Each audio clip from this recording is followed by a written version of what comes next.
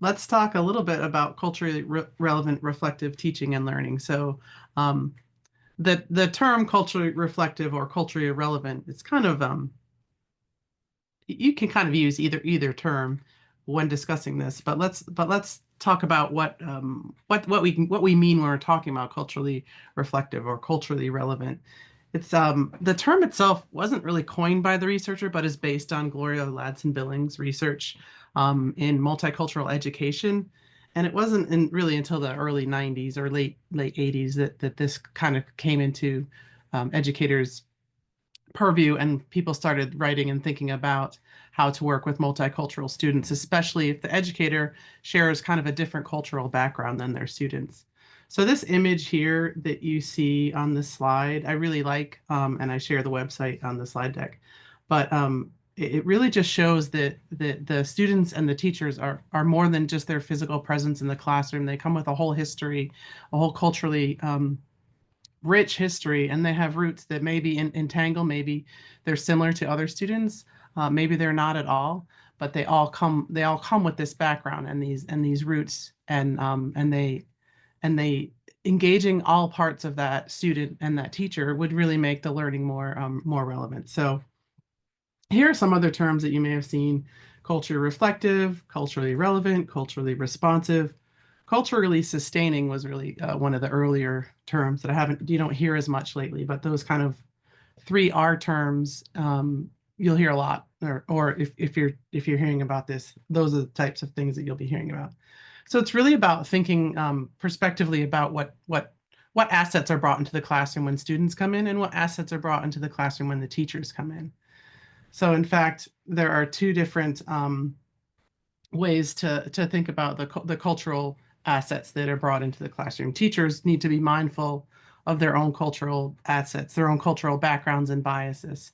The teachers also need to be respectful and integrate the cultural context of their students. So I like the term culturally reflective because it indicates that the practice is really a self-reflective practice as a teacher, but it also is it also should be reflective of the student's own cultural cultural background. So I like the term culturally reflective because it indicates that there's a little bit more of metacognition going on in the lesson design and whatnot. But this is just kind of a word cloud of the terms that people tend to associate with this type of work. What's really neat about culturally relevant pedagogy itself is you can apply it to whatever learning theory that you're using in your classroom, however you're teaching. It's really a pretty easy step to sit back and reflect on your cultural relevance or your cultural reflectiveness in your classroom. So here are some of the core principles about what teachers can be doing in the classroom. Having a cultural awareness. That's kind of like a self-cultural awareness. Um, Respect for students' cultures, so really getting to know where your students are from. Student-centered, of course, this is a whole new can of worms, but thinking about your lessons or you're designing your lessons centered around the students, not only what they're doing in the lessons physically or logistically, but their cultural background that they bring to the lessons. And then critical thinking, so encouraging not only as a teacher to reflect on cultural bias, but as students to kind of consider their own cultural bias and their own heritage as they approach their work. I'm going to give an example because this isn't always clear in like digital fabrication, working with students. It seems that that's very technical, right? That the concepts that we're talking about are very technical, and how could cultural relevance really weigh in there? But I'd like to share an example from my own work. So teaching, sometimes I teach kids, mostly I teach teachers about like vinyl cutting for one thing. And talking about positive and negative space, for me, I used to rely on this rely on the description of pumpkin carving. So here in the United States, and October 31st is Halloween, and a lot of families will take a pumpkin and carve it and stick it out on their front porch. Maybe some of your cultures also engage in this. But explaining that as a teacher, making the assumption that everyone in the room understands this kind of cultural celebration without going into it, I just say, oh yeah, vinyl cutting is like there's positive and negative space, just like in a pumpkin. The pumpkin is the positive space, and when you cut out the eyes and the nose and the mouth, that's the negative space. It really makes a lot of sense to me because I carve pumpkins and have my whole life, and everybody around me tends to carve pumpkins. But when I'm in a different setting, for instance, I went to Egypt and I worked with 12 different teachers in Egypt, and I really had to think about what I would use. That won't work with Egypt with the teachers I working in Egypt. But I also bring that kind of reflectiveness back here to the States because even in the States, not every kid is celebrating Halloween in the same way, and me making that assumption that they all are is one of those cultural biases that just sneaks into my work because that's how I was raised. So these are the types of things that you can consider as a teacher, what you're doing in your classroom, specifically around technology. Like I said, it seems very straightforward, but some of the stories that we tell about with or through the technology can be very biased. Um, Another example that I can share is from my own daughter's experience in school. You know, we are in a very homogenous neighborhood, and the school is very homogenous. It's not diverse at all. But the math teachers always tend to, and my girls hated this, always tended to relate math to basketball or football. And although we have a football team here and people tend to like basketball, that doesn't make any assumption that all the students in your class are really going to follow basketball or follow football in a way that is relevant to their learning is just, it's a lot. It's a big leap. So thinking about the examples that you use is also kind of important. Um, so these are some tips about kind of how to implement this practice in your classroom. Like I said, you really don't have to like start with new lesson plans and start from scratch. You can just look at what you're doing and take this reflection time to think about your students. So reflecting on your biases, those are your biases. Learn about your students' background by discussing, asking questions, making relationships, which is really the core to teaching. So you're all probably already doing that. But this third one, acknowledging differences, is something that can be very powerful, especially depending on what kind of classroom that you are developing as a teacher. What are your norms and expectations? What's your classroom culture like?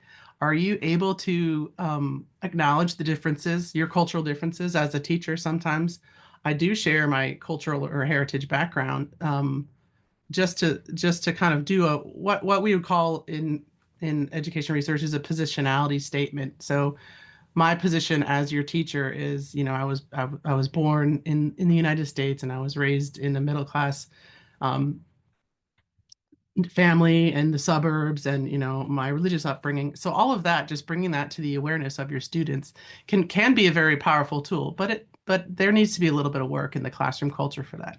But starting by acknowledging those differences can be important.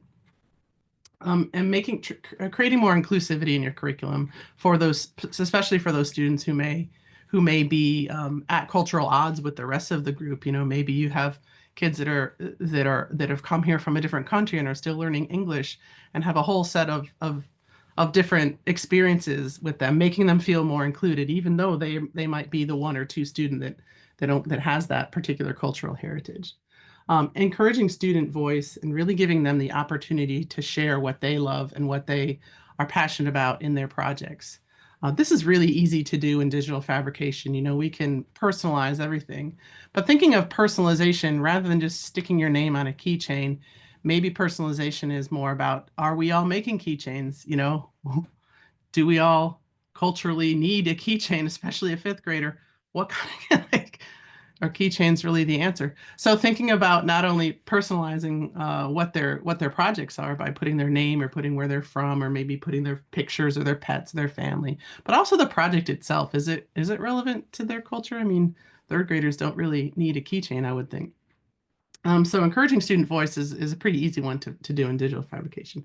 And then just adjusting your teaching methods. And that's a very broad term for just making these small changes to your practice as a teacher. So let's look at these self-reflection questions that I've been thinking about. And as a teacher, I think it's important to think about these. You can think about these at any point. Like I said, you don't have to start from scratch with your kind of new culturally responsive or reflective teaching and learning. But just think about what you're doing in your classroom. How is the technology supportive? Are you able to reflect the student the diversity of your students by using the technology? And then that second one, whose cultural experiences and perspectives are most reflected in the examples, stories, or analogies that I use in my lessons?